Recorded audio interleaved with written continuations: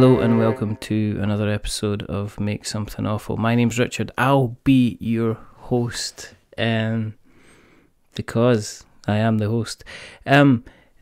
Sometimes when you're speaking to people, you have a level of expectation and sometimes you have a level of excitement. Now, the person I have on tonight has been somebody who has, in their own way, has taken me through their podcast from the heights of hilarity to the kind of a depth of kind of introspection and kind of an emotional rawness on many occasions.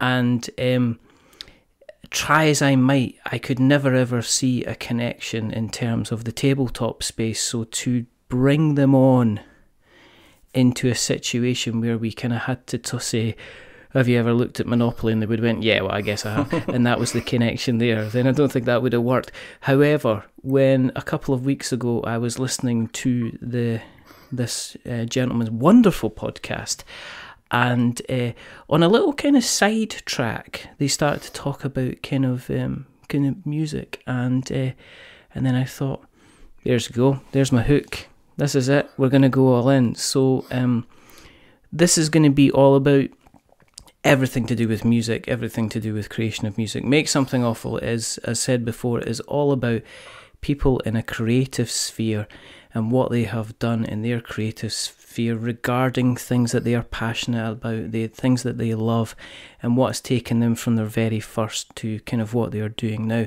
So joining me, I have the wonderful CJ. You might know him as CJ from Twin Humanities. You might know him as the wonderful Coffee Jesus from Twitter. So hello, CJ. Thank you very much for coming on, first of all. No, thank you very much for having me, for that lovely intro. And it's weird to be sat here and not have kind of preparation for an episode, so I ask that you look after me, please. I know. I'm very aware that it's incredibly horrible of me, because normally when I've asked your the Auburn Warrior, the associate who's full of stardust on, he just rocks up 5 minutes before and he's just like, show notes. Really? You think so? God, know those feels.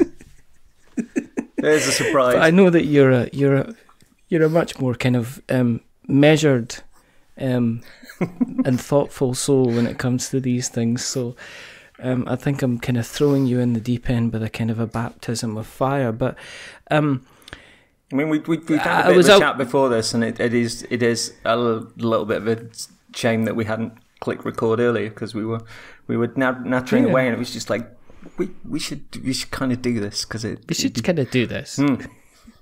We should kind of get on with this. But yeah, I mean, one thing that comes up again and again, whether it's mentioned in passing or whether, as I say, whether it was kind of like a featured section on the recent kind of Twin Humanities podcast, was your continual kind of love of music. And one thing you've never spoken about to any great length is kind of your involvement in the kind of the creative kind of musical scene. But to me, from what I get, music is an extremely important kind of part of your life. And do you know when it do you remember your first kind of time you kind of went, oh, and you really appreciated a kind of a piece of music? What kind of first maybe made you kind of took your breath away?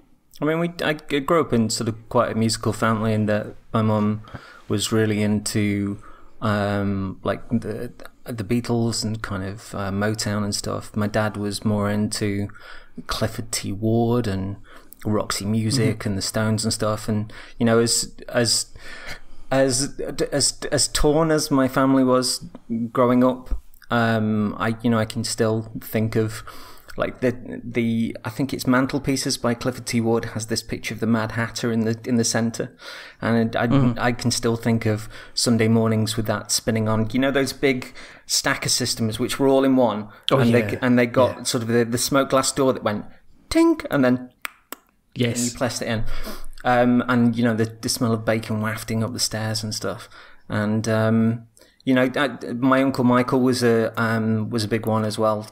When I got up to Manchester, you know, you go up with sort of a massive pack of C90s and come back with he was really into his music and stuff. But I remember, I think there was one specific instance, and I think it's informed a lot of not only an early connection with music, but even the way that I analysed story was a song called The Stranger by Billy Joel, which is basically detailing that people wear masks in their everyday, and it depends on who they're with as to which one they've got. And there was, we all have a face that we hide away forever, that we take outside and show ourselves when everyone has gone. Some are satin, some are steel, some are silk, and some are leather.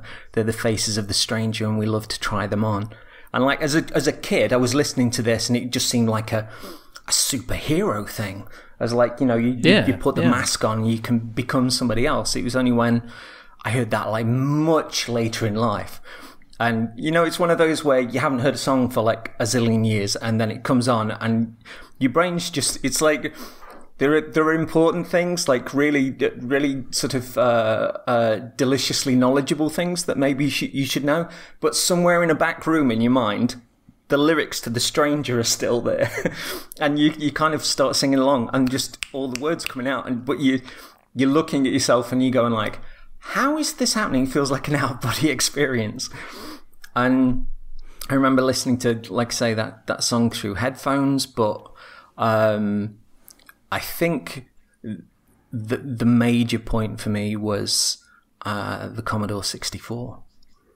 Because they were, for the uninitiated, these were the early days of computer music, and the Commodore 64 had a high-end synth chip in it. And the musicians were not only composing for it, but they were coding those things in as well, like way before, they developed music software and stuff. And these musicians were pioneers. They dropped my jaw, and I would buy games based on those musicians. And for all of the people that will go like, I've had to wait 30 seconds for Bloodborne to load that level back. There was something about, right, putting in the cassette, and then there'd be a few moments of kind of, and then music would come on, and there'd be a loading screen, but the piece of music often was completely specific, and would often be sort of an aperitif to the level that was coming up. It would be a lead in, and it was sort of, right, sit there and get excited for the next level of this game whilst listening to a piece of music that absolutely stops your breathing and just puts goosebumps on your arms. And those musicians were my Beatles. It was music that my parents didn't understand at all.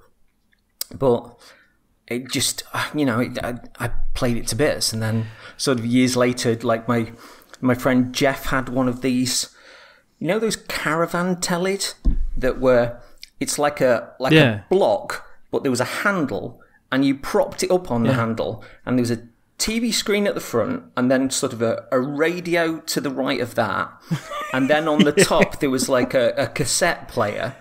And it was a way of plugging in, I'd take my Commodore 64 around, a way of plugging it into there and actually being able to record these things for my Walkman. So I'd be listening to it on there as well. And I used to do. Was the so was being kind of liking the Commodore stuff, was that kind of like you claiming your own piece of land because nobody else kind of understood why you liked it so much? So, people say, oh, I really like the Beatles. I was like, yeah, I can understand why. It's like, oh, I really like the Eagles. Oh, I can understand why. I really like, George Harrison, or I like, the Monkees, or, music that was kicking around, or the Motown stuff. I really love, like, Stevie Wonder.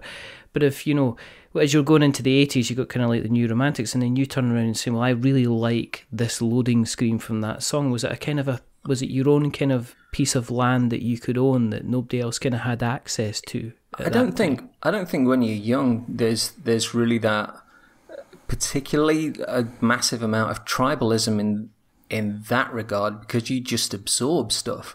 You just, you know, you listen to stuff on the radio and you'll find things and you'll get favorites, but I don't think it was specifically me being sort of obstinate in that regard, because there were other kids at school who'd also got Commodores, and you know we talk about sort of these sort of things, but don't know. I even in that regard, I clicked onto, man, Go West were my band.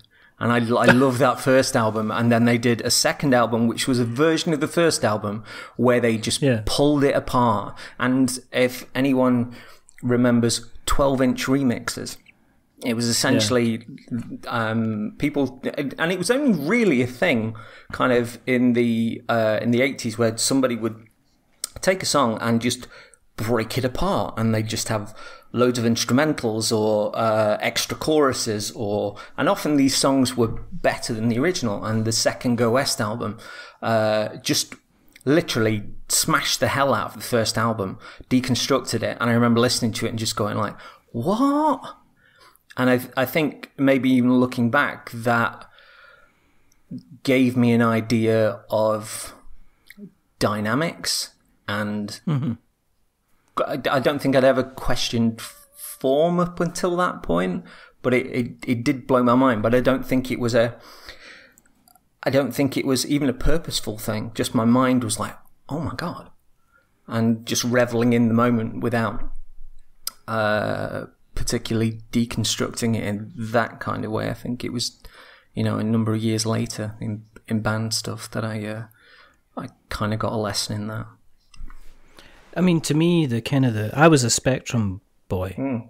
So I grew up with, I mean, the Spectrum was never ever known really well for its music, but it still had its own lovely, especially like Ocean getting into stuff when it was doing things like RoboCop, and it was kind of they were starting to get their way around kind of bringing round tunes. But to me, it was, the wonderful thing about computer music was that it was fairly kind of inaccessible, that you couldn't easily go down to like a kind of a music shop and say, right, I want to be able to make music just like this, and they'd go, you what?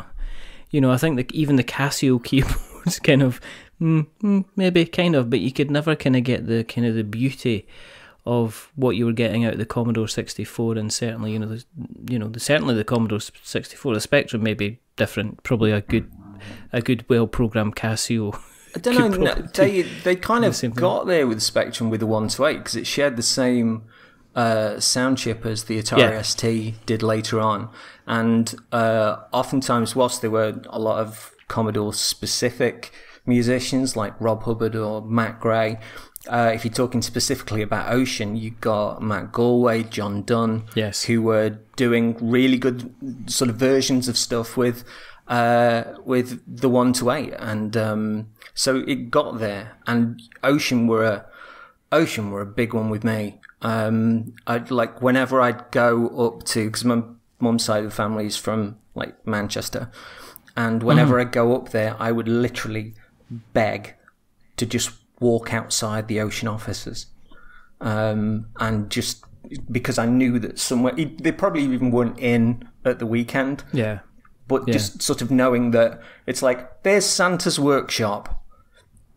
Because I look in magazines like Zap, and they'd be going like, oh, their Ocean have signed the rights to Grisor, and Simon Butler's doing it, and he's doing it with Dave Collier, or I knew all of those names.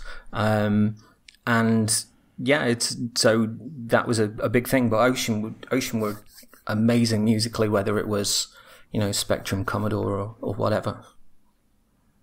Did that encourage you to start your own adventure? I mean, when did you pick up and start creating a little bit of music? Was that well down the line, or did have an inkling?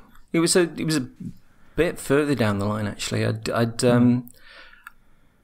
I acted a lot when I was a kid, and I had a massive argument with my drama teacher at school and refused to work for her. And which was on the premise that we were put into these groups, and the other two lads that I was with were just arsing about, and I did this entire presentation, like got everything together, and I can't even remember exactly what it was, but we got this thing together, and they wanted to go off and do their own thing with the thing that I'd done, and I was like, sod that, you've done no work, and you can't just take it and do it yourselves. Because we had a disagreement on something. They wanted to put a song into this play, I think, that didn't even suit it. So songs were an aspect of that, I guess. But yeah, I stopped acting at that point, and kind of as a stroppy teenager, I started writing poems, and then eventually got into like going to clubs and dancing, going to see bands and stuff. And eventually just turned to my friend Rob and just went, let's start a band, because I knew he played guitar, and he was doing like bass stuff at that point, and I think it then romanced a little further still, where I got this. There was a band, they never particularly made it, but they were on Geffen in the States. They were a band called Taiketo, and they were kind of somewhere between REM and Bon Jovi, like big acoustic, like rock stuff. And I loved them to pieces. I listened to them all the time, loved seeing them live, and they went away for a while, and they eventually wrote a second album. And this album was 2 weeks away from being released, and they got dropped. And my world fell out of my shoes. And there was a journalist I knew at Raw magazine at the time, who had sort of been to stay with a couple of times in London where I'd done gigs, and he was like, "Look, they've even gone to the point of sending out press copies of this. I'll copy you the cassette and I'll give it you when I see you in London." So he got this. I forget which. I think it might be something like Freak of Nature or something that I'd gone to see in London, and he got this album to be signed, and inside this album was this cassette, and he gave it to me. And all through this gig, as much as I enjoyed it, I knew this cassette was in my pocket and I shouldn't have it, and I eventually got back in the wee small hours of the morning and put this cassette on and just cried as the dawn came up, because I got it. And as the story goes on a little bit, they eventually got an independent deal for this album, and they were coming to Nottingham to do a signing, and I took my wall with me. And I went in, there was a queue outside, Way Ahead Records as it was then, and there was a queue outside, and I took it all in. They were like, "This is amazing, would you mind waiting until we've seen everybody else and we'll sign everything?" And I was like, "Yeah, of course." And I stood there sort of chatting with him, and particularly like Danny, the singer, had got like a Ghost Rider t-shirt on, so we started sort of chatting comics and stuff. And got everything signed, and they were like, "Well, what are you doing after this?" And I was like, "Oh, I'm going to wait for the gig later on." And they were like, "Do you want to come back with us?" What? And so I went back to Rock City with them, and they were really nice, and I watched them rehearse, and they did a load of old Motown covers which weren't even in the set. And then they were like, we've got to go and get ready for the gig now. We'll see you in a bit. So they then came to me after the gig, and they were like, "What do you think?" And I was just, starstruck, spellbound and stuff. And they were like, "You coming to any of the other gigs on the tour?" And I was, "Yeah, I'm going up to Bradford in a couple of days' time, I think it was." And they were like, "Whichever shows that you can get to, you guest listed." What? And that just blew my mind, that my favorite band in the world treated me as though I was the most important thing in the world, and that meant everything. And like Danny and I stayed friends for a long time. That guest listing for that tour lasted for every tour, which was really crazy. Wow. And even with the band I was previously in, because I sang with him on stage at a certain point as well, but my last band, the last gig we did together was supporting him. And it was just kind of lovely to be playing in front of a crowd in Sheffield, as it was then. And to just look to the side of the stage and see the fella that made you want to kind of form a band in the first place. Amazing. Just looking back and like throwing you a smile. It was great. But yeah, that's long-winded story, but it's worth telling. But there was a certain romance in that. And oh god, they were even on. There was some sort of rock show. I think it was Raw Power that was on 2 a.m. or something. And there was an interview with Taiketo then before sort of I'd met them at that at Wayhead Records, and they referenced a fax that I'd sent through. No way. And I was like, no. So that made me even more excited for kind of that returning gig, but I had no idea sort of what was at stake. So there was a little storytelling in my romance with music then, and I started writing, didn't really know what I was doing, but that wasn't, I don't know, you make a lot of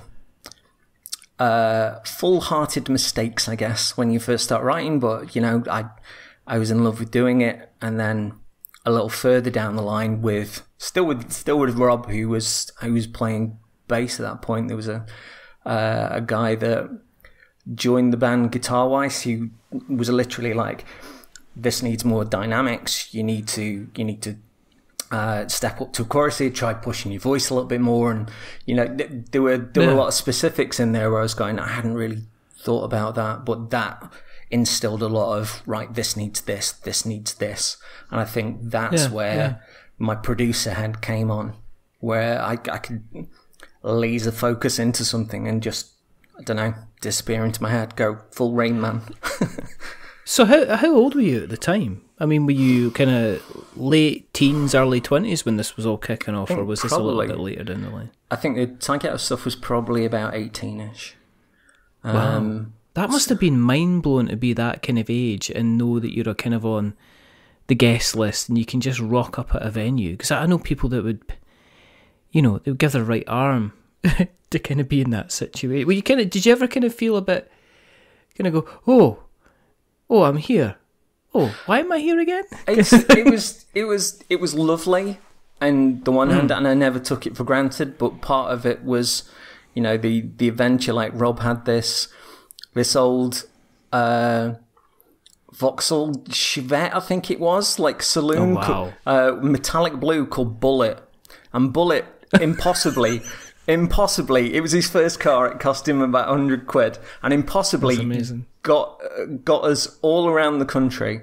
And I think that because Rob and I drifted away from one another after a while, and when I saw him years later, he got a different car, and I was like, "What happened to Bullet?" He said something along the lines of, he says, "My wife basically shamed it away from me." Oh wow! Well, yeah, Bullet got us all over the place. But part of the romance was getting in the car, putting some songs on, catching up, having a chat, rocking up at a venue, meeting up with people, like not just sort of band folks, but other fans that we knew and we recognised that were sort of following them around the country and stuff. And then they would just, it was fairly cheap to go and see sort of artists as well. A lot of artists came over from the States at that point, so you'd possibly see artists in really like Disco 2 as it was in Rock City. Like I saw this big rock band that were, again, they didn't quite reach the stratosphere, but they were a band called Giant that I loved, that just had this massive production sound.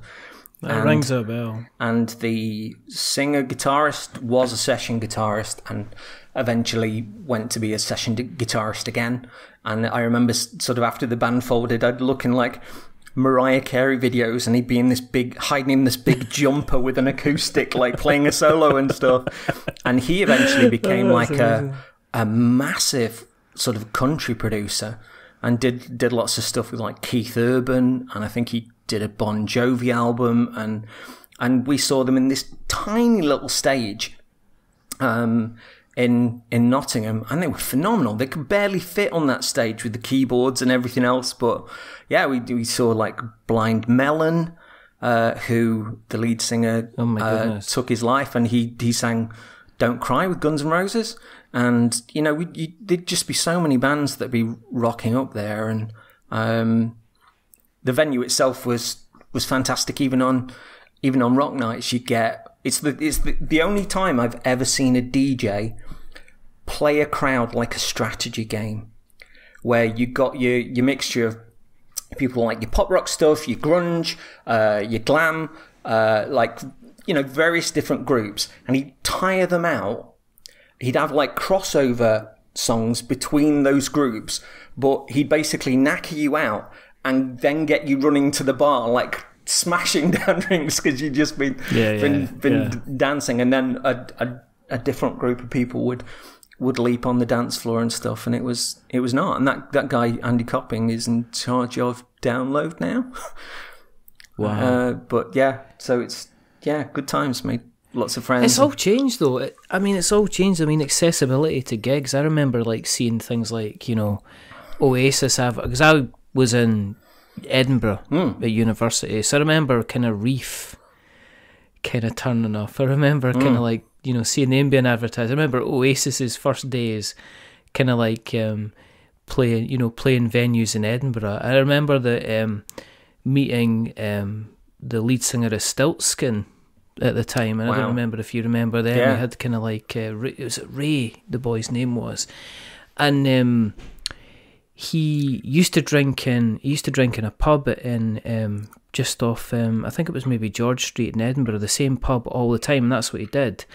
And then apparently one night he just kind of like walked in, and he came back when he could, but Stiltskin was kind of like their big huge thing for a while, and he just came in and he says, right, okay, I'll just came in and sorted everybody out of the bar. He says, here you go, here's a whack of cash, because he'd been there for so long. Oh, wow. And he said something along the lines of, just because you had put up with my shit for so long, kind of thing. And they just kind of like, he said, you know, he didn't go splash for the cash, but, you know, we then met him kind of subsequently. So it was just like a down-to-earth guy who was kind of fairly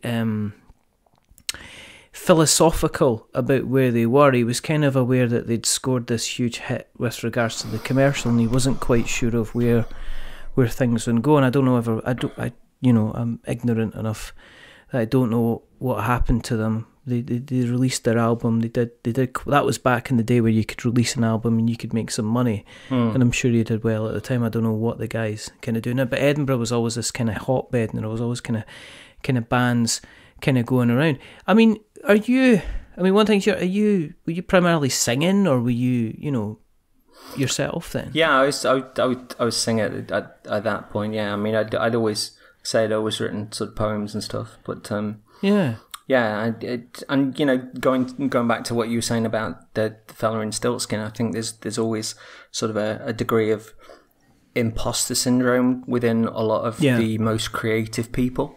I remember I got into a guy called Butch Walker, who I absolutely loved, who was in a big band called the Marvelous Three that had an American #1, and then put out a number of solo albums, which were an album called Letters, which I really loved, and followed that with a brilliant album. We went to see him at... is it Barfly, I think it was, in London. And Rob had a fanzine, a rock fanzine, and we were one of only 3 people that got to interview him. There was Phil Jupitus. What was there was the I can't think of the name of it, the magazine that benefits the homeless. that they Big Issue. Big Issue, yeah, that was the second one. Yeah. And there was me and Rob, and we went in there and we got a certain amount of time with him, and we sort of talked with him within this allotted time slot, and then he went, I've got to be going upstairs now, and we were like, oh, okay, well, thanks for it. He was like, no, we can carry on. Do you want to come up? So we went upstairs and we carried on this conversation. He was just a lovely guy. Yeah. And later that night, we were talking with some of the other fans as we were waiting for the gig to start. And there was a young lad who said, because basically Butch was in London, he was doing this gig, but he was doing strings at Abbey Road. And this lad basically said he was a huge fan of Butch Walker and he was at college, I think it was, and he said, can I do my project on you coming to London? And Butch Walker was like, yeah. So this lad started this little film of Butch being at Abbey Road. And as this lad was saying, that Abbey Road eventually went, you can't film in here. And he was like, what? And they were like, it'll cost you to film in here. He was like, what do you mean? They were like, it's $2,000. And Butch caught word of this, and he just went, stick it on the bill. And this lad had stars in his eyes. He literally, he was so made up that his hero just was so nonplussed about being a rock star and being the big I am, and was kind of very much about the people that he interacted with, and that was his response. And this lad literally, he glitter coming out of his veins. It was great. But that, I don't know, when you're coming into contact with people like that, it just, I don't even think it's an obvious thing, but it just makes you want to strive and keep going, and you're in admiration of, they say never meet your heroes, and oftentimes that's good advice, but there are also some amazing people out there that are doing this for altruistic reasons, and reasons where they couldn't really stop if they wanted to, I think. Yeah, I think it breaks down, and there seems to be there's two sides to the creative process. I think you get to a point and people go, but aren't they minted? Surely they can just retire. And I think it's like, you could say, like, say in the movie side of things, you could say something like, say, Harrison Ford. And people are going to, why are you doing Indiana Jones 17 or whatever? And it's like, because he likes going out and mucking about in it. And there's generally people that they're still having to bust their gut out. And it's like the old thing about Spinal Tap with Puppet Show. And, some people have to continue to work because the measure of success that they get at the time maybe isn't as great and amazing as it is, as it's led to believe. There's an incredible documentary on BBC iPlayer at the minute with Kate Nash, and yes. I only connected with this because of an article that was in Rolling Stone, and I watched it, and it's so warts and all about somebody that gets success and then gets manipulated by their label, then they get dropped, then they're spending their own money on touring around the world, their manager takes money from them surreptitiously to pay for his own wedding, they move to Hollywood, they try and get acting gigs, they try and get gigs singing songs about body wash and all these other things, and then it eventually sort of goes into getting the job for Glow on Netflix, and coming back around to eventually coming back around to make an album again. But it was so warts and all, but a lot of that was how making money and the need for money can sort of sway people away from making art. And it's very, very watchable. It's fantastic, but there were lots of red flags, I guess, as well. Well, she was. I think she was also recently. She was trying to take a company to court because they had pretty much stolen some of her music to use in some kind of commercial venture. Oh, right, and I'm pretty sure it was herself, and it was basically, she was like saying, you've kind of taken my music and you're using it without my permission completely, and this is a big corporate. It was just going, so we'll just take, we're a big corporate America, we'll take what we kind of want.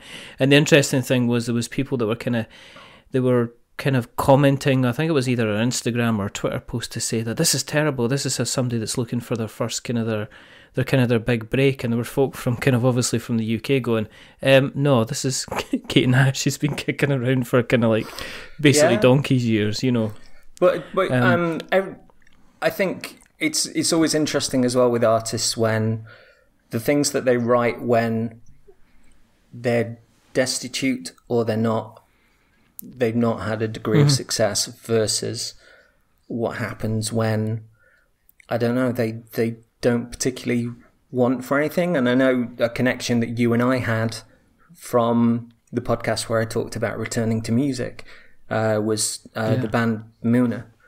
And yes. They don't do interviews very often. And they're one of the reasons why I fell in love with music again and wanted to make music again. But in this particular article I read, they were saying that they got chosen to be a support for Harry Styles as he went around the world. And they basically went on this massive rock and roll roller coaster. And this is the point where you kind of think that this would be the point where there's the disconnect from the first album. But they were basically saying that they got back home, all of their friends have moved on from them. Some had left, some had gotten married. They'd not got an apartment. They moved into their aunt's house, and they felt deathly alone. Yeah, yeah. And I read that, and I was like, I have to hear this album. And you and I have discussed before about kind of really big, like bright songs that have got a darker underpinning to them. And the first single from the second album is like a big dancey kind of sing-along stuff, and then about the third listen you go, oh, this is somebody that's resisting suicide and is kind of looking in the mirror and is trying to find a reason to go on. And I was like, fuck. And I love that kind of that honesty. If something's got a legacy, if I can find a degree of storytelling underneath or between any of the songs on an album, I'll keep digging. And that band is one of the reasons why. Sort of a level of honesty to the degree of not even consciously thinking that you might seem pathetic of in examining life as to whether you should be here or love or adventure, where you've come from, where you're going, any of that sort of stuff. If somebody lays it out as honestly and with a degree of eloquence that band does, all day long. See, when you were singing yourself, I mean, were you?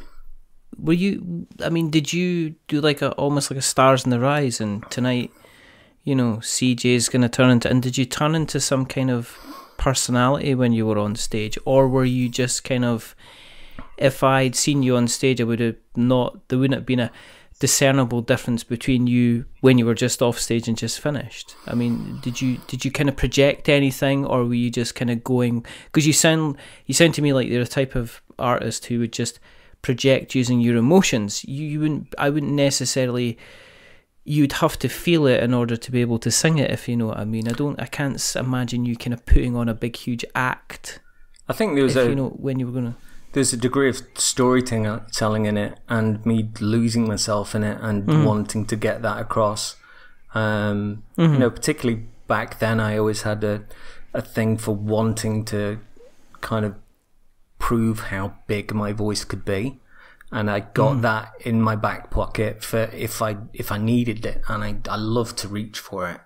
But it was at that point especially, it was very much about losing myself in story and song, and sometimes it can be offshoots from the way that you've written it, which can affect a song. Like, you know, there's one where I got a message from a lass on, I think it was MySpace at this point, and it was a lass who'd come to the gigs, and she'd read a connotation into one of the songs, and it wasn't the way that I'd written it, but I could see that perspective, and I could see how those ducks lined up in a row.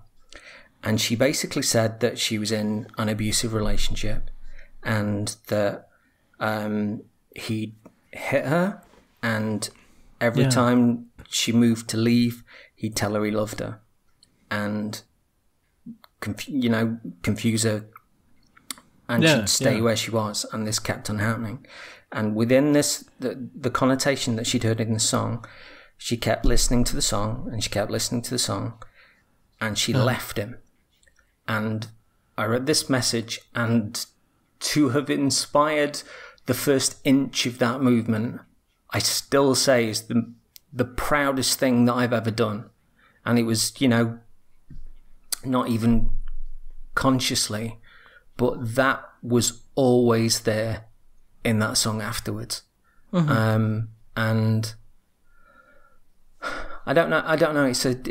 It was such an amazing thing to read. I just sat there and sobbed. I mean, I'm an emotional animal anyway, but to hear somebody saying something like that was amazing. But yeah, to backtrack, it was very much about getting into the songs, and there was a degree of performance in, like a physical performance in there, definitely, but I don't think I was ever the sort of the super showman that I wanted to be in touch of, in terms of kind of flying around the stage, like flicking my hair to the side, and like just, you know, rocking a crowd thinking that they were sort of Wembley or anything like that. But although there was this one converted church that we did, I think it might even have been my first gig with this particular band. And there was a bar in the middle of the floor, and then kind of these risen sort of chairs and tables on either side, and we had to go up these stairs to where kind of the pulpit was, and there was this little bit where you could walk out in front, I presume, where, you know, the reverend would stand and give his sermon and stuff. And for somebody that was quite nervous at that point, I could sing into the rafters, and I could not look at the crowd, or I could look down at the crowd, and it was like being at Wembley. But yeah, there was certainly a more of a physical performance at that point. But I think going back to, like, my childhood love of comics and books and stories and stuff, like once I started writing poems and then lyrics, and then almost as an evolution of the acting, like with actually being on stage, there was storytelling was always something that was super important to me, and the honesty of getting that across. Was it musicals you did, or was it primarily acting? I mean, did you do the kind of the usual West Side Story kind of stuff like that as well, or is it? I did do Charlie and the Chocolate Factory, where I was Charlie Bucket, and I've got a cold ticket and all that sort of stuff.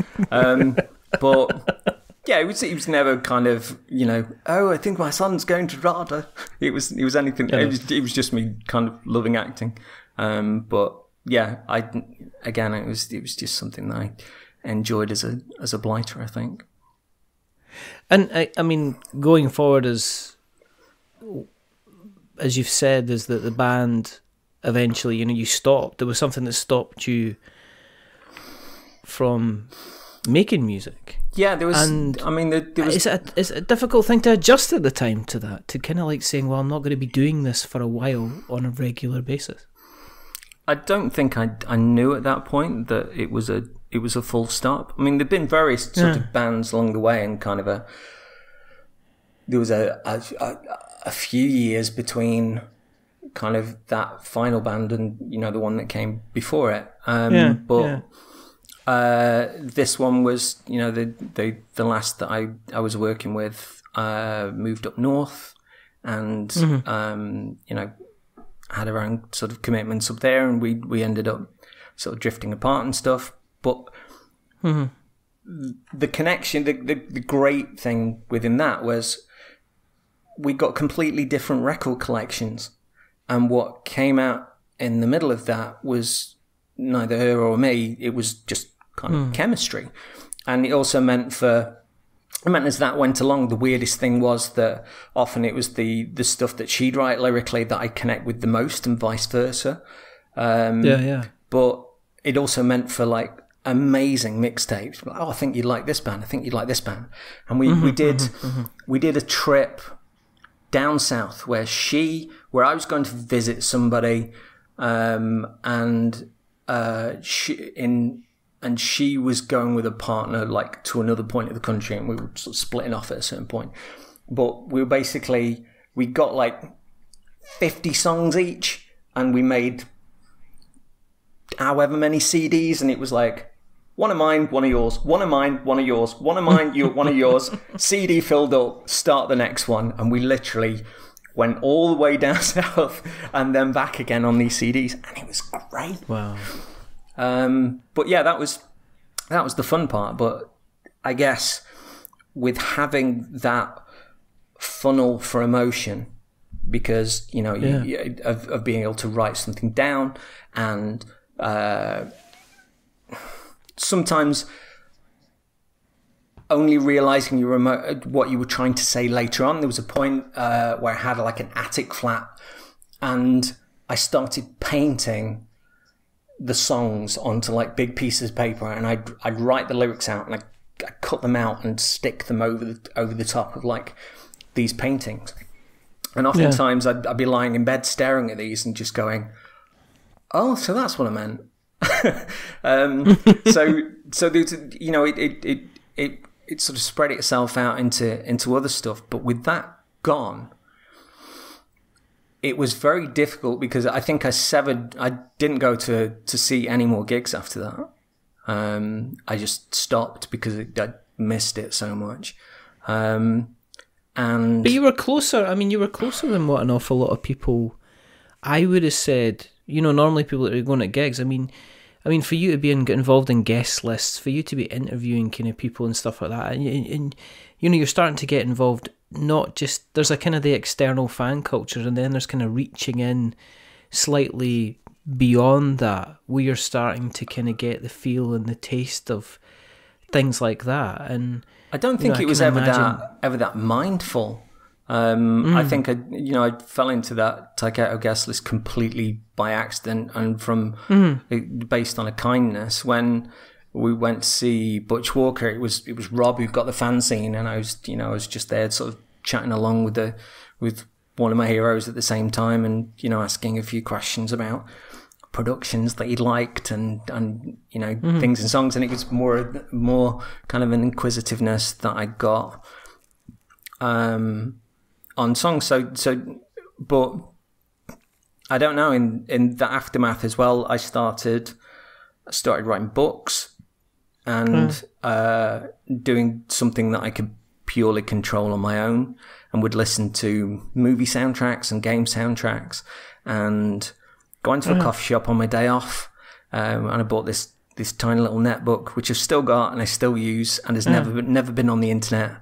It's just purely for the point of writing, and it's got like quite a nice little keypad, and I'd write myself into a corner on my day off, and then let it bother me for the rest of the week, and wind me up to the point where I couldn't wait to get back at it again. And I wrote, it was a first novel, then a second one in the same universe, and then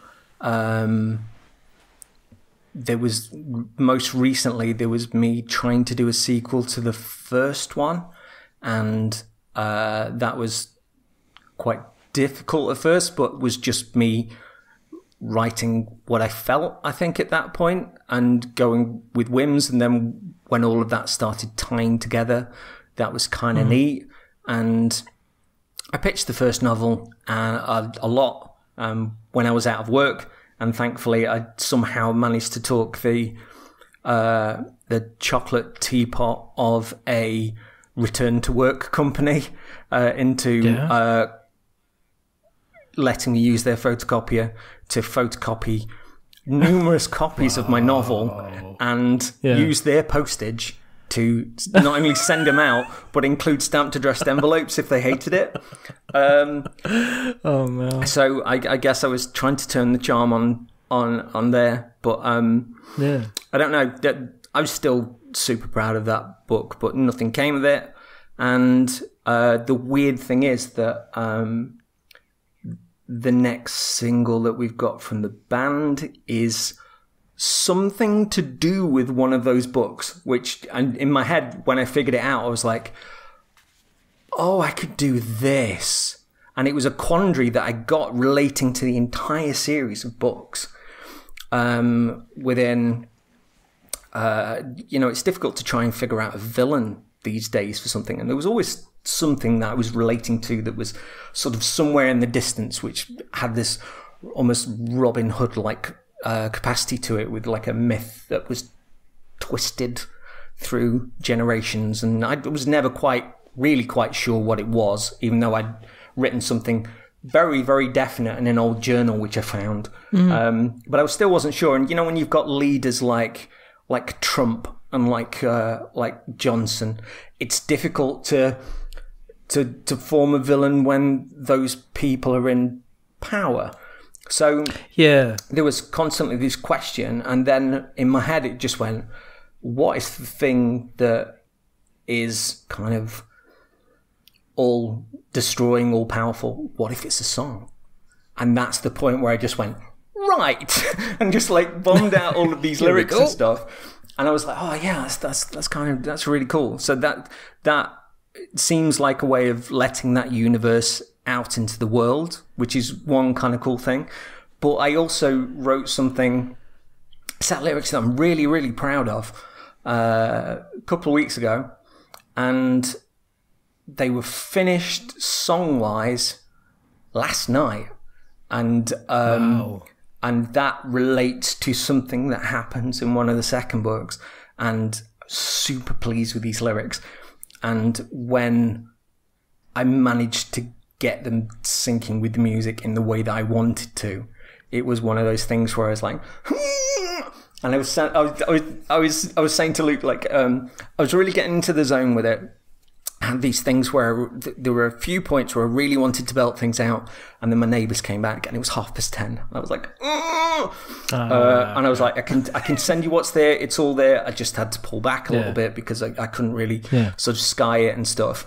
And I was like, but I'll send them to you if you want. And there was just silence. And I was like, maybe it's just me that's being giddy about this. I'll go to bed. And he was like, I was just washing up. I didn't know you were gonna say that. I was like, yeah, that's fair enough. But I sent it early on tonight, and we both got sort of very excited with it. But yeah, and having to come back around after the previous band had finished, everybody seemed to want to do, say, whatever was in this week. Like, oh, looking for a singer, Muse meets Foo Fighters. I know exactly what that sounds like. I want somebody with a complete different record collection to me. And that was one of the things that kind of kept me away from stuff. It was either that or cover bands. And I think there was a gentleman called Matt Gray who wrote songs on Commodore 64, who came back to remake a lot of his own work, and he was part of a group called Xenomania, who used to write songs for pop acts like Girls Aloud and One Direction, and he produced the Pet Shop Boys album, and he basically came back with a Kickstarter to remake his own stuff and other Commodore 64 folk stuff, and it's just glorious. It set me on fire when I first heard it, and was sort of a nice little connection back to the kid that was waiting for a tape to load. Does it inspire you? Did it inspire you to kind of pick up stuff again and jump in?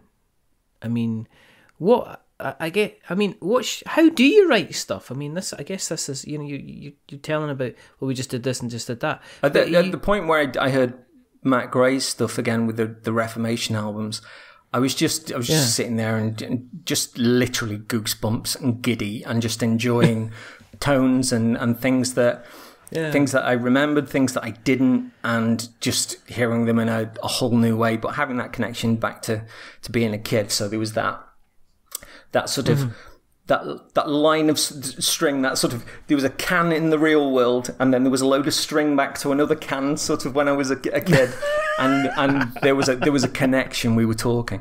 There was the Mooner album that you and I connected on after the podcast, but that taught me lyrical honesty and stuff. But it was then meeting up with somebody who had a very schizophrenic style of making their own music, which I completely admired. And when we did start writing it sort of, we work on very different frequencies, that I don't work in the same way as he does. He doesn't work in the same way as I do. But when we start putting ideas into, when we do our own thing, there's often like a really interesting mesh where I don't know, there's these moments of kind of connection, and it's neither of us and both of us. But then when we start working on mixes and we sort of start laser focusing on what it needs and what it doesn't, that's where it becomes interesting. But yeah, we started out at first when Luke asked if I wanted to do something together. He sort of sent a piece of music over, and it was only about 2.5 minutes long. And I'd written some. I'd woken up. That was it. I'd woken up from a dream early that morning, and I'd written something down, and it was very vivid in this dream. And I woke up, and after I'd finished writing this, and I made a coffee, I went on Twitter, and he says, "Oh, I've sent you a piece of music," and that was the point where I realised that what I'd written down went over it absolutely. Wow. And so that was the first point where we kind of sat back and we just went, this is interesting. We kind of like each other. Let's sort of pursue this. Yeah.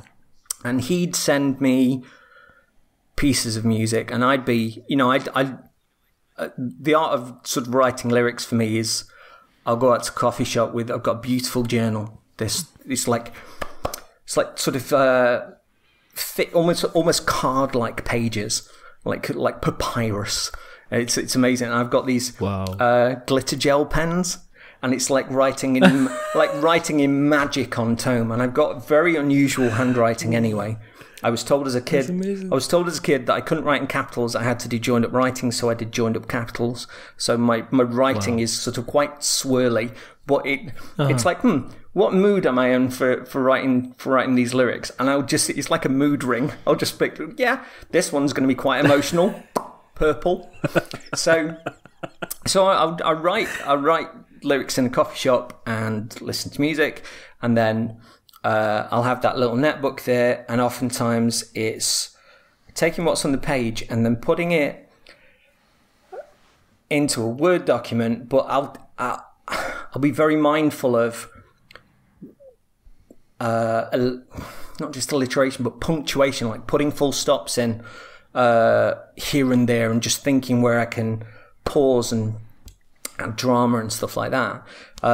Luke will send over ideas and sketches that he's had with pieces of music, and at times it's like the other day with the new song that we got. I got these lyrics that I was crazy proud of, and I was going through some of these pieces of music, just seeing which tone might fit, or if there was anything when I'd read along in my head where I could connect it with. And I'd find these drama points, which were these kind of connections between story-based moments in the lyrics and points where there's something in the music which changes tone or is about to break into something else, and get a timestamp on that, and then see in my head how the words will flow to get to that point. If there's anything I need to take out, if there's anything I need to put in, and try and break it down to that. Like last night, I'd taken a few bits that I thought would work up until this solo, and this drama point was exactly on the point of this solo, and I knew that drama point worked, and I knew in my head that I could get to that point. But it was only the point where I started singing and I was like, wow, this is what it needs. And there's this wonderful spontaneity of sort of following things through and trusting your instincts and what comes out. And taking it through to that point, I was like, oh, that really worked. Right, where do I go from here? And then sort of trying to figure out the next stage and adding the collage and trying to figure out where the story and my side of things will go from there. Once we've got that sort of sketch down, and with the single with Puppeteer, I did about 8 vocal takes, I think, on that initially, where I just tried to do different things at certain points over the lines, and just literally mashed them all together, and was just like, oh, I like it where that one goes down, or that one goes up, or I'd sound a bit breathy on that one, and then just literally pulled that apart. But once we've got sort of a sketch of where something's going, that's where we start taking it to the next level. And like with the Puppeteer mix, we started leaning into, Luke was saying, oh, you realize you're producing, right? And I hadn't really thought about it, but I knew how I needed to sound in my head. And it was a case of us exchanging ideas as to what the song needed going forward. Like, occasionally he'd be like, oh yeah, I added this and I think this would be really good. And I was like, Christ, I hadn't even thought of that. It was great. Or there'd be points where, like midway through Puppeteer, we got a certain drum beat that was going on, and I was like, right, there's a point where it needs to step up, like story-wise, and it's going to get dramatic.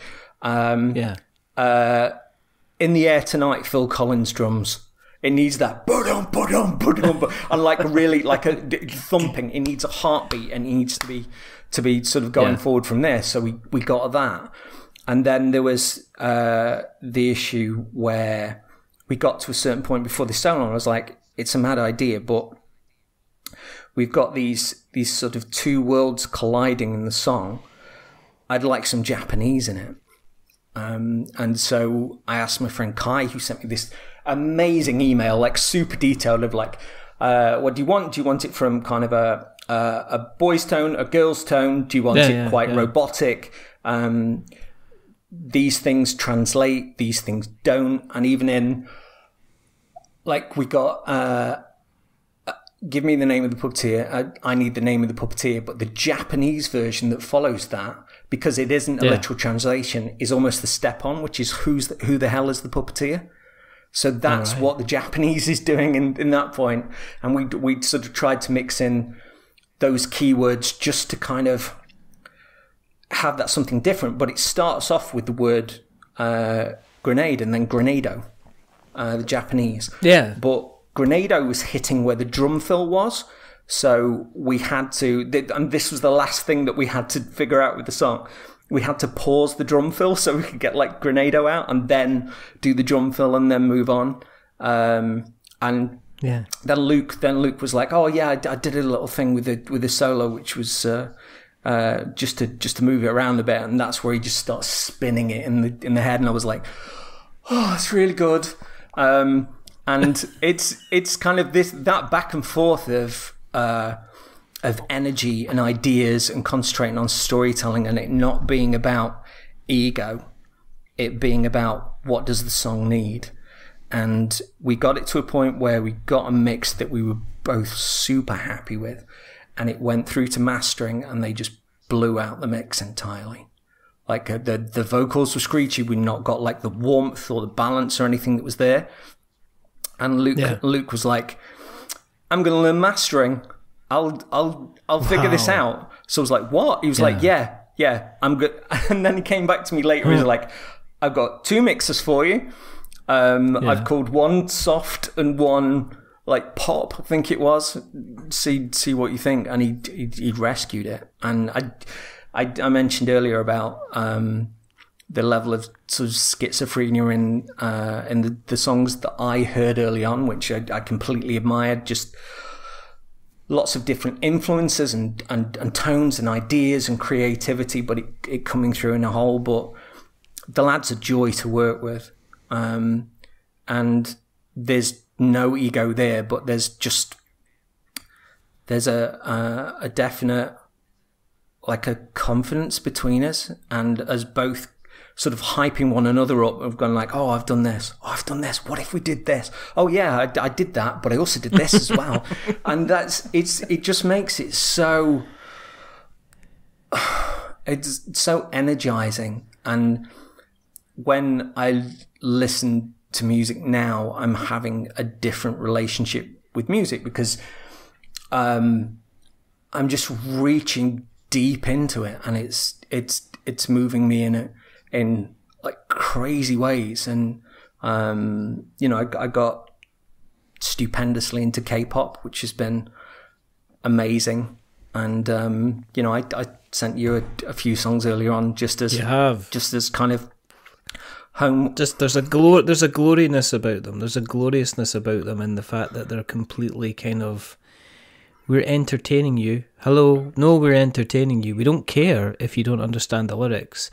You can tell by the way that things are, the way the beats go and everything's flowing, the harmonies, the voices, everything is just saying, no, you're going to listen along, and once you start listening, you won't be able to stop listening, ha ha ha kind of thing. And I was kind of like, oh, this is, because I've kind of stayed away a little bit from the kind of the K-pop scene, because all you see is kind of like, the fandom, and I'm just like, I don't. But then I was like, okay, I'll give it a chance, and it's like, okay, I'm gonna listen to more just to hear it, because if I'm interested in, it's like you were talking actually about, and you've spoken previously about.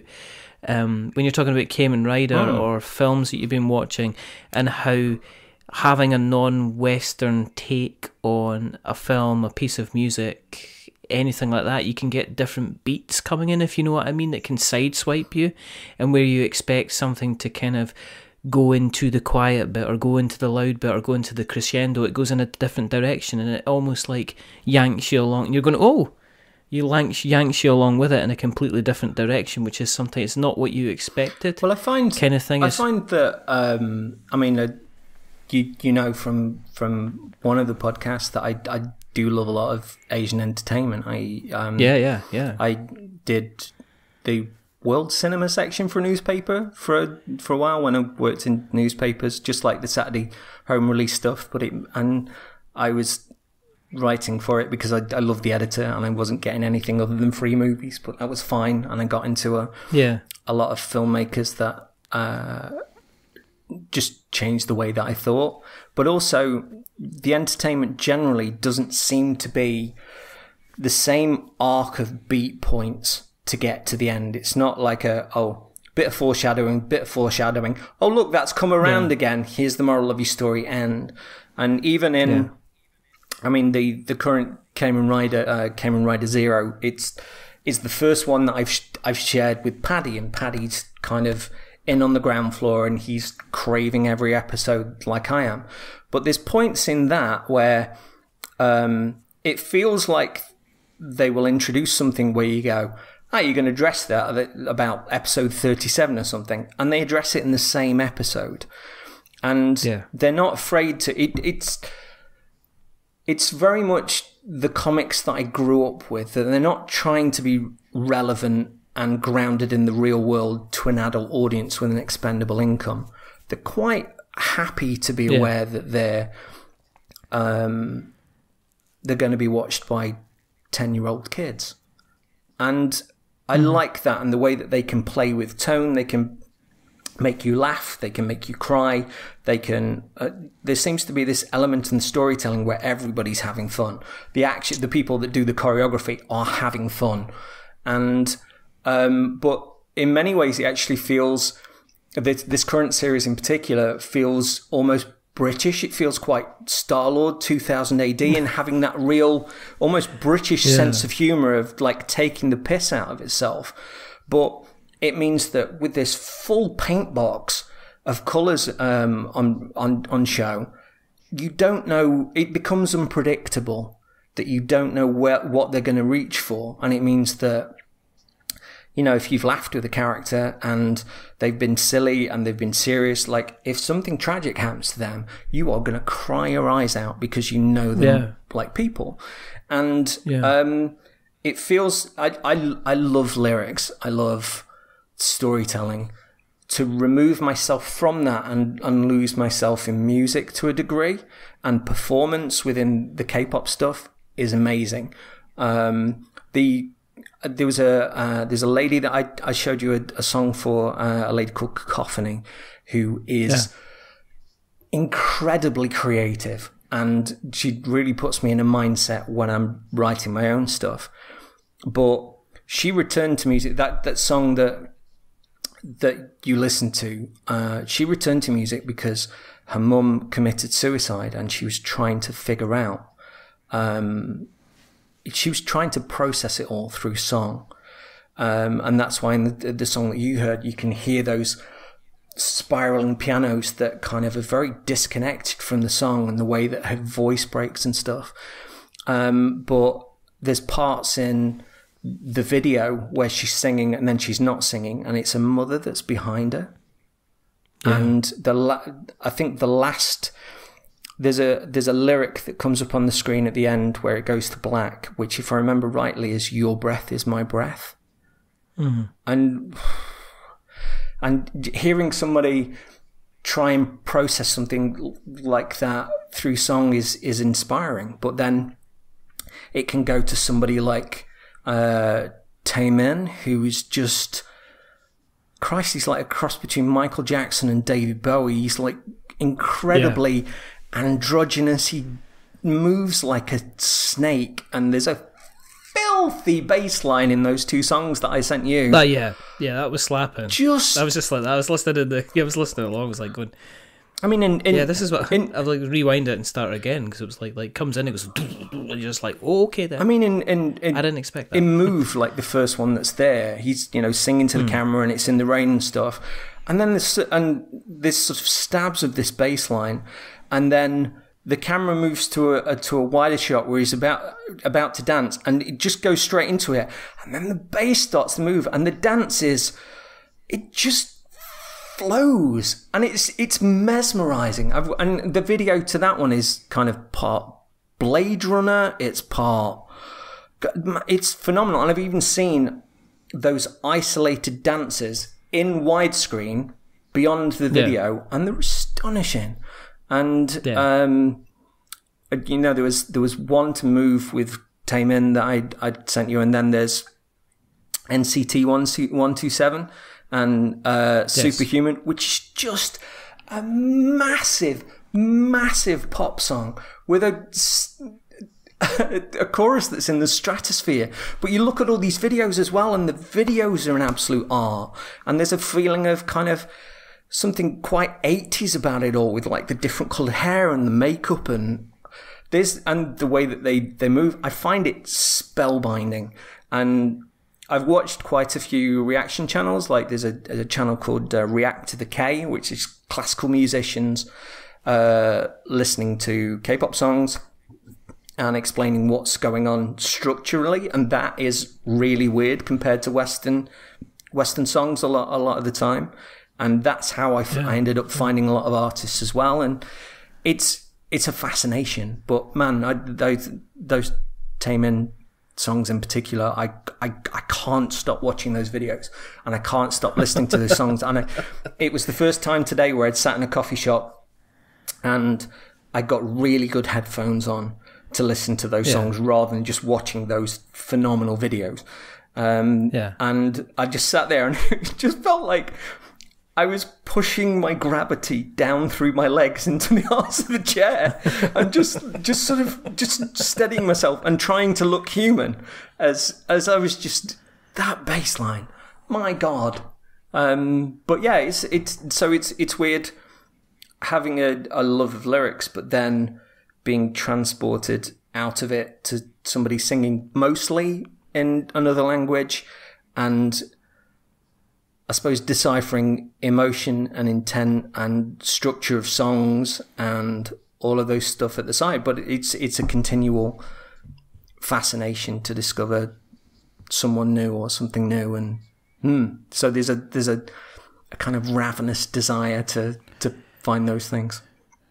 But there's a definite passion in your voice as you've been talking about, like what you've been doing, you know, yourself, and kind of getting back into music again. Is it a case that the slice has come back into your life and you goes, oh,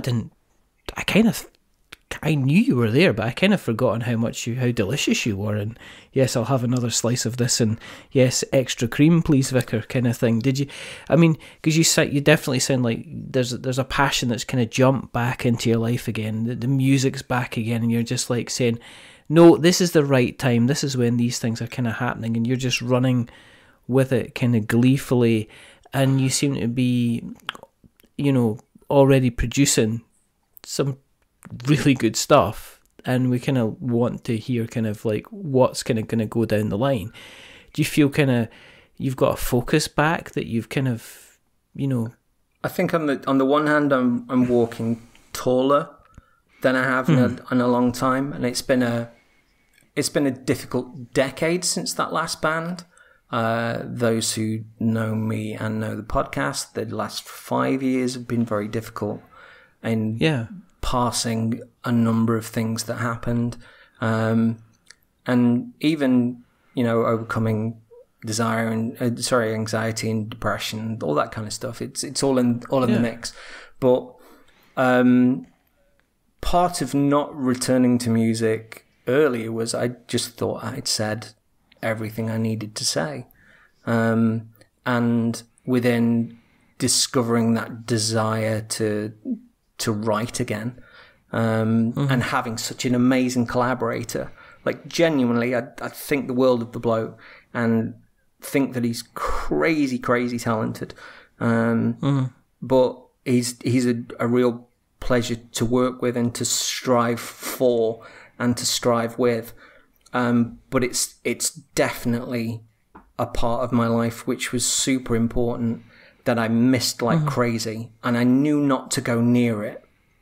But now it's back. I feel like I'm carrying myself in a different way, and that's it. It feels nice to do that again. It feels important, and even when we launched the single, and the fact that people were listening and people were going like, "Oh, this reminds me of like Bowie or Ultravox or Depeche Mode," or things that are personal to them, or things that they love, or just it meant so much. And the point where we launched that single, literally, it was days after rescuing that horrendous master we got back, and from going from absolute despair to happiness when we got that mix back to releasing it.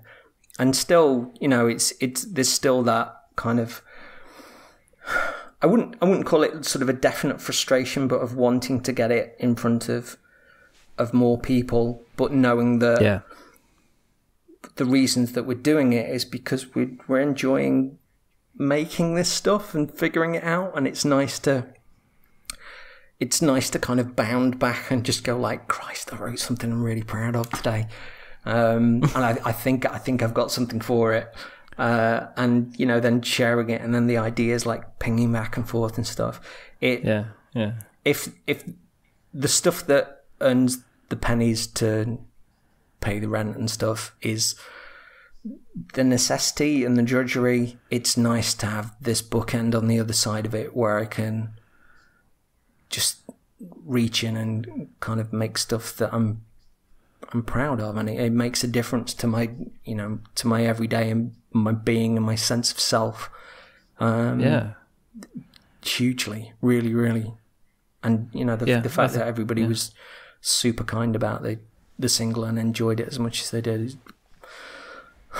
I was just sitting watching those things come in on Twitter on the day and just blobbing.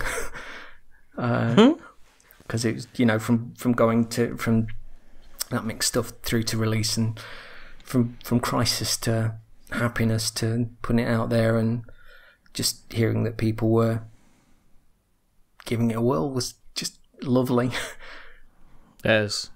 I think nowadays people create because I think there's a disassociation between what people would consider should be commercially successful against things that kind of are commercially successful. Well, we had and I think sometimes in like the last band, we had an A&R guy that came to us who'd been successful with somebody that we were aware of, and he wanted to sign us at that point and came back to us and said, it's not going to happen. I have no idea how we'd sell you, which was a compliment in a way, but we were kind of flabbergasted by it. In terms of there is no new information, which obviously some people will realise is a nod and a wink to Dark Souls. I don't know, just that joy of being weird. And, if somebody's going to find it, it's going to stand out because it's its own thing from two people that are just having a great time making things, rather than going like, this is what's selling this week, or this is popular, it should be like this. And it's just,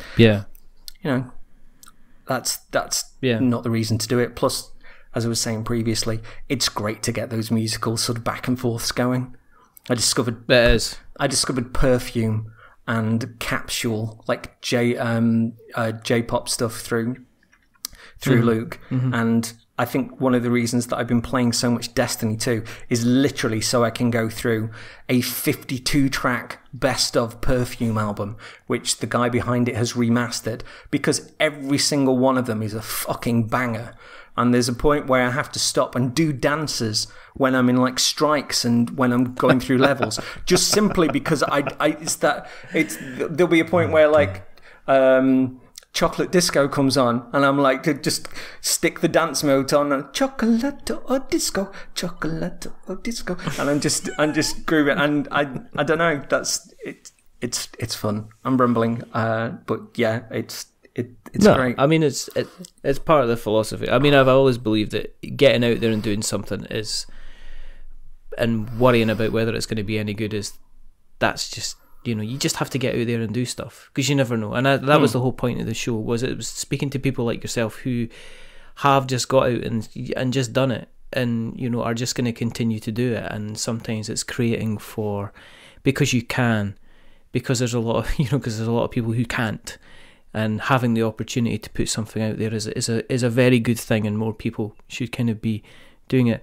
So, just to, I guess, to reiterate, the single's called "Give Me the Name of the Puppeteer." Yes. And in brackets, it's got Death Stranding, and it's band says there is no new information. Yes. And what we'll do is we'll make sure that we'll put the links in various show notes. And I would say, because one of the things that we've not discussed on that was there was a point where we were both quite excited for Death Stranding, but then there was the revelation that there was an album coming out, and I said to Luke, like, wouldn't it be great to see if we could do something and set ourselves a deadline of just going like, right, if the game's coming out on the Friday, everybody will be talking about things over the weekend. If we can get out on the Monday or the Tuesday or whatever it was. That would at least give us a point where it's like, right, this is when we've got finality. This is what we're working towards. And I think, again, like early on, I was like, or soon after that, I was like, I think I've got something. It's if you know the game, you can probably pass it. If you don't know the game, you probably just think it's a little bit weird. But yeah, and that was it. And then it was a case of sort of assembling the song, but it was coming. It wasn't coming from a point of, oh, you know, we'll try and jump on this bandwagon. Although, you know, it was a cool thought if we got a decent song together to go, right, we'll see if we can throw this at Kojima or any fan base or anything like that and see if we can stir something up. But it was coming from a good place, and I think early on we knew that there was something song-wise that we wanted to persist with, that we were kind of onto something, and I think it stands in good stead with the official album, especially given that one of the songs on there rhymes Home Alone, Phone and Pay As You Go. At which point all bets were off. Oh, absolutely. You know, so as soon as I saw the fact that we're using Monster in the game, Monster cans in the game, I went, all bets are off. You can do whatever you want. It's a massive kind of free for all.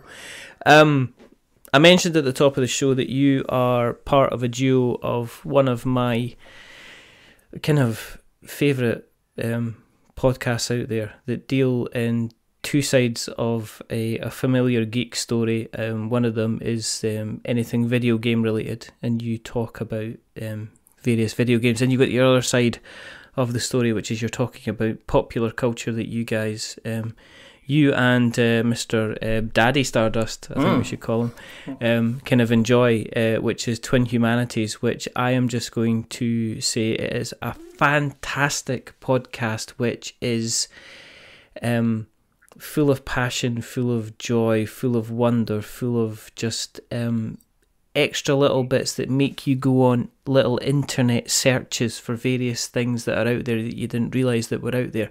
And 'tis the season to be merry, because what will be coming up very soon is possibly one of my most favourite Game of the Year video game podcast shows that I wait for crazy every proud of last year. Year's, and it was amazing. If anything, I still think that's the best show that we've ever done, where we essentially did songs for every one of our choices, and in my case, invented personalities to sing the songs. And Paddy had got in the charity shop that he worked in, he got this thing that come in, which is basically songs or tunes for people that wanted to do adverts, or it was like incidental music.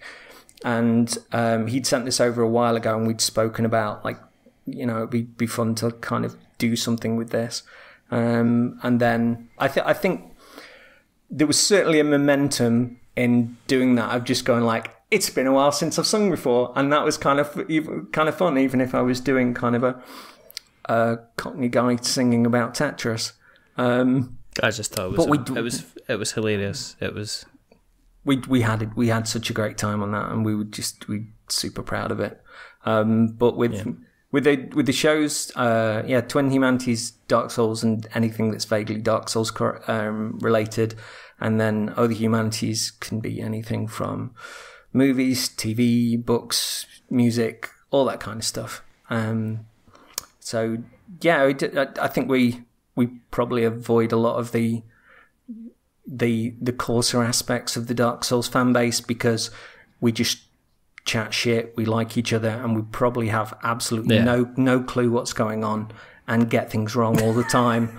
But we're just two mates having a natter, and when we get together, especially, you know, recently it's been a case of we haven't had a chance to catch up ourselves for a while, so it's just, you know, and I love the boy to pieces. I think he's great, and I'm so proud of the dad that he's going to be. Also, what an epic troll from his newborn daughter to literally wait it out until it was my birthday.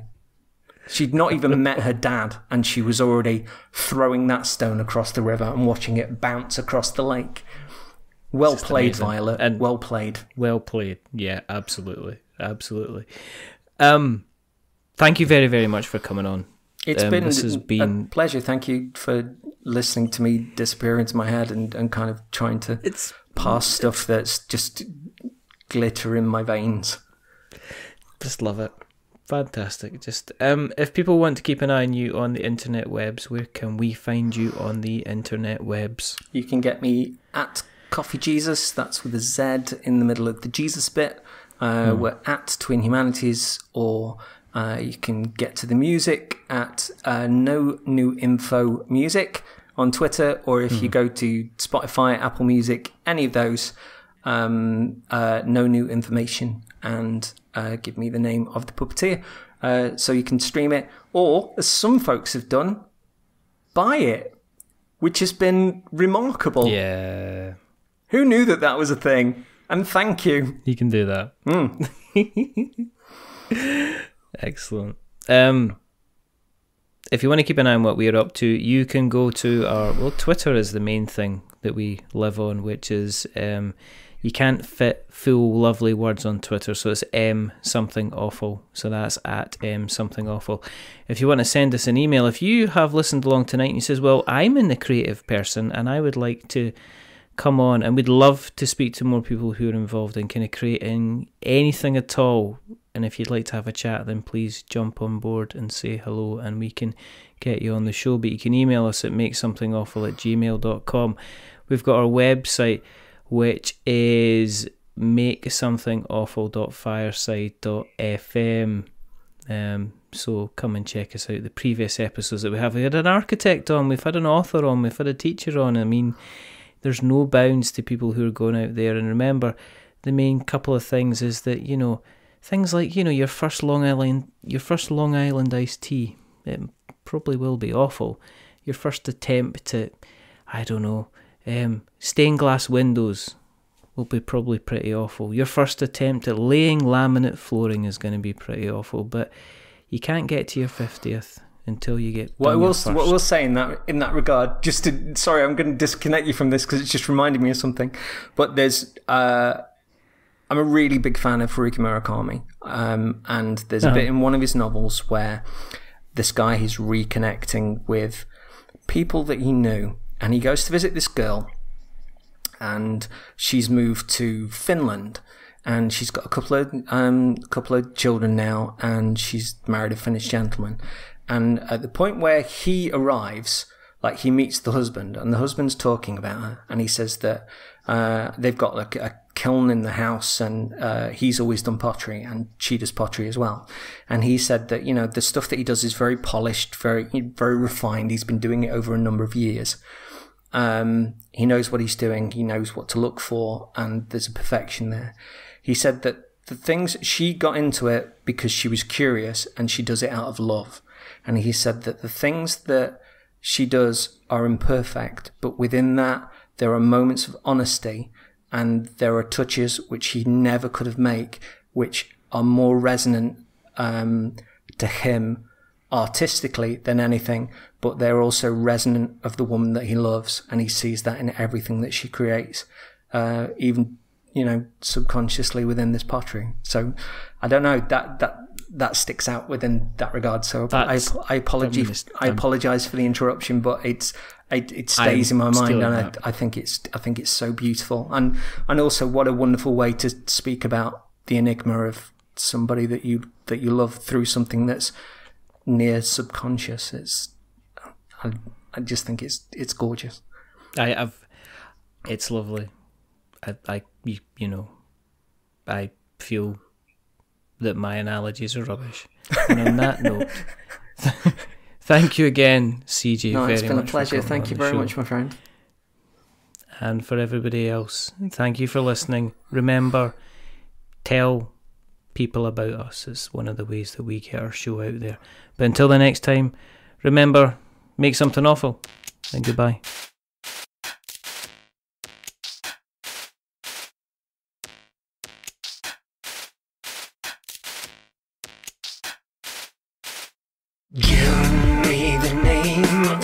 puppeteer.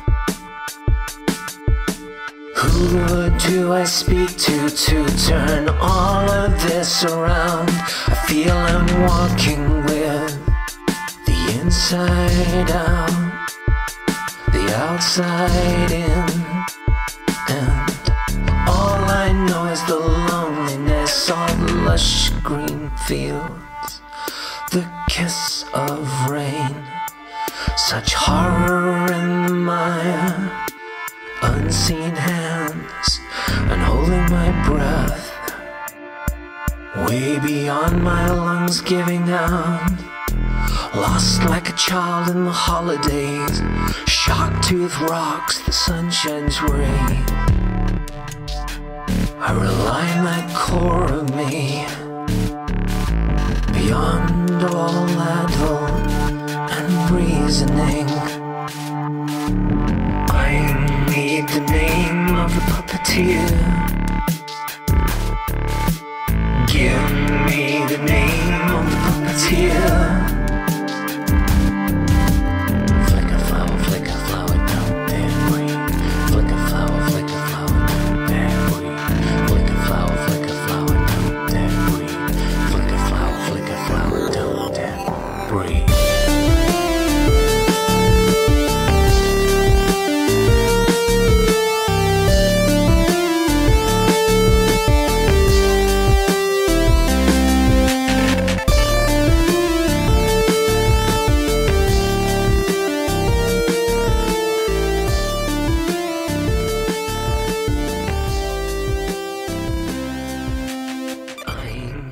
The name of the puppeteer.